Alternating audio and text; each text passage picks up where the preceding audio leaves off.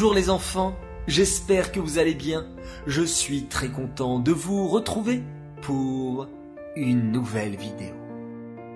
Mais vous sentez cette ambiance dans l'air?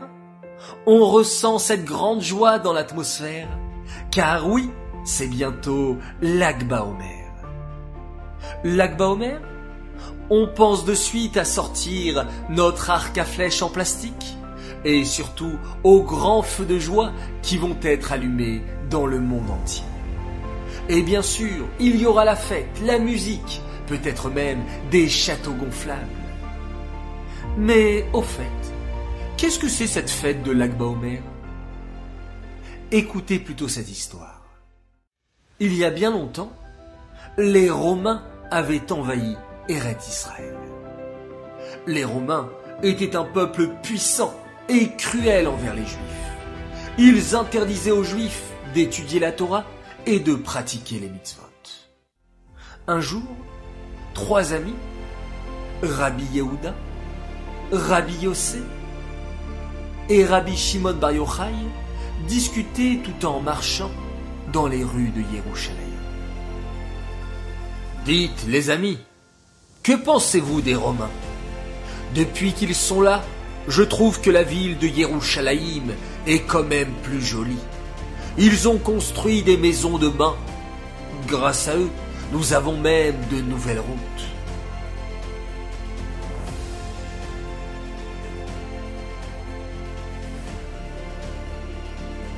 C'est vrai que les Romains ont fait beaucoup de belles constructions en Eretz Israël. Mais regarde, ils ne l'ont fait que pour eux et leurs intérêts. Les bains sont là pour qu'ils prennent du bon temps. Et sur toutes les routes, ils font payer des impôts pour se remplir leurs poches.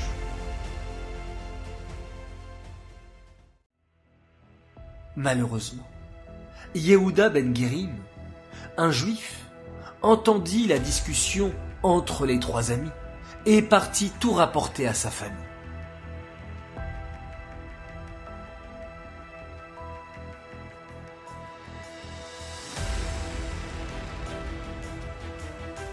Finalement, les propos de ces 3 tzadikim sont parvenus jusqu'aux oreilles de l'empereur romain. Que l'on m'amène tout de suite ces 3 rabbins. Rabbi Yehuda, merci pour tes belles paroles. Tu seras grandement récompensé. Rabbi Yossé, puisque tu n'as rien dit, tu seras alors chassé et exilé de la terre d'Israël. Quant à ce Rabbi Shimon Bar Yochai, qu'on me le retrouve et qu'on le mette à mort, ça lui apprendra à critiquer l'État romain. Rabbi Shimon Bar Yochai dut vite se cacher avec son fils Elazar. Au début, Rabbi Shimon Bar Yochai et Elazar allèrent se cacher dans une maison d'études. Et tous les jours, la femme de Rabbi Shimon Bar Yochai venait leur apporter à manger.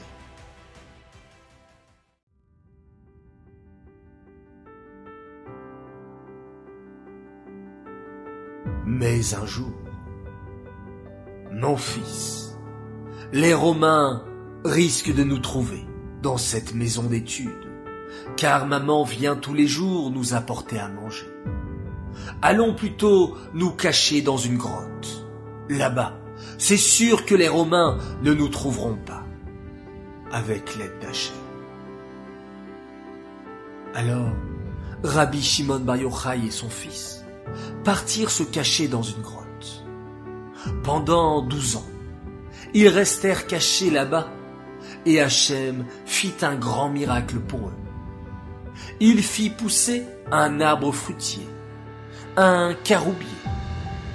Hachem fit aussi couler une source d'eau fraîche à côté de la grotte. Ainsi, Rabbi Shimon Bar Yochai et son fils Elazar pouvaient manger et boire. Sais-tu ce que firent Rabbi Shimon et son fils durant ces 12 ans? ils étudièrent les secrets les plus grands et les plus profonds de la Torah. Au bout de 12 ans, Hachem leur envoya Eliyahu Hanavi. Rabbi Shimon, Rabbi Elazar, vous pouvez sortir de la grotte. L'empereur romain qui voulait vous tuer est mort. Rabbi Shimon Bar Yochai et son fils Elazar sortirent donc de la grotte et, soudain, ils virent un paysan juif occupé à labourer son champ.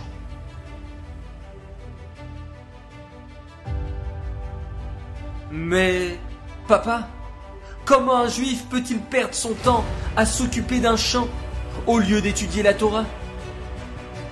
Dès qu'ils prononcèrent ces paroles, le champ se recouvrit d'un nuage de fumée. Hachem n'était pas content.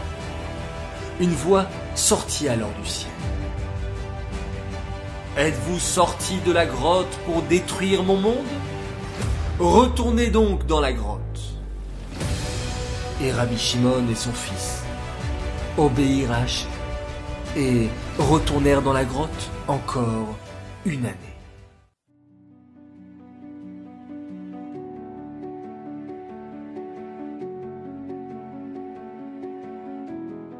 Oh, regarde, un juif en train de courir.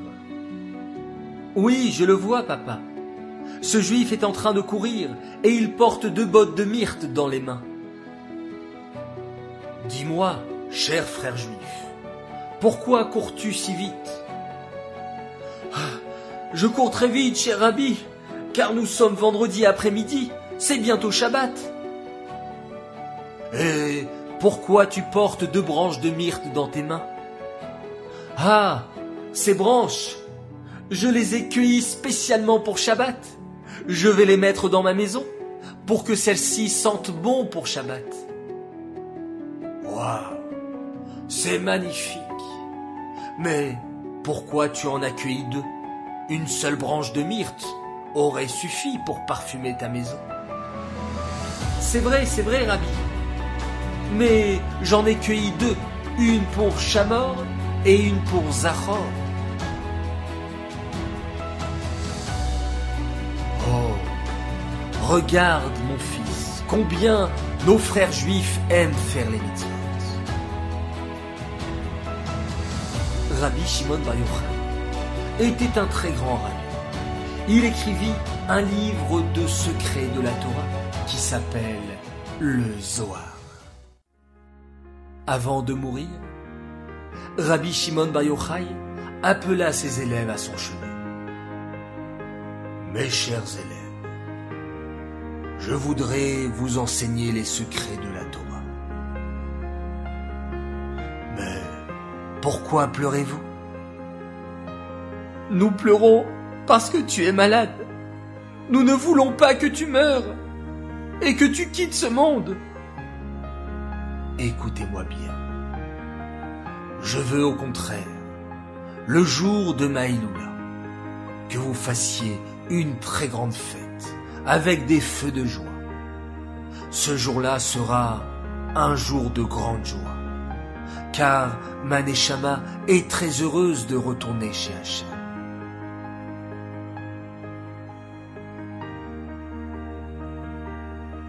Et Rabbi Shimon se mit à apprendre à ses élèves les secrets de la Torah.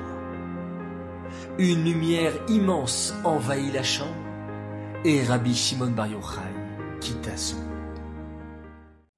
C'était le jour de Lag BaOmer.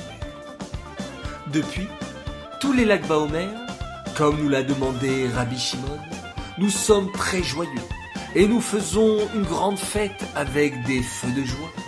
Les enfants paradent dans la rue et jouent à l'arc et aux flèches, car durant la vie de Rabbi Shimon Bar Yochai, on ne vit jamais d'arc-en-ciel.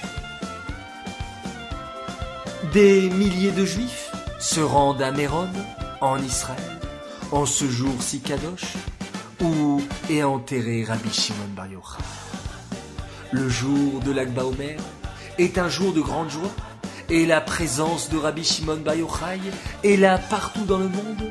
Et on peut demander à Hachem, en ce jour si kadosh, tous nos souhaits les plus chers. Et c'est sûr qu'il nous écoutera.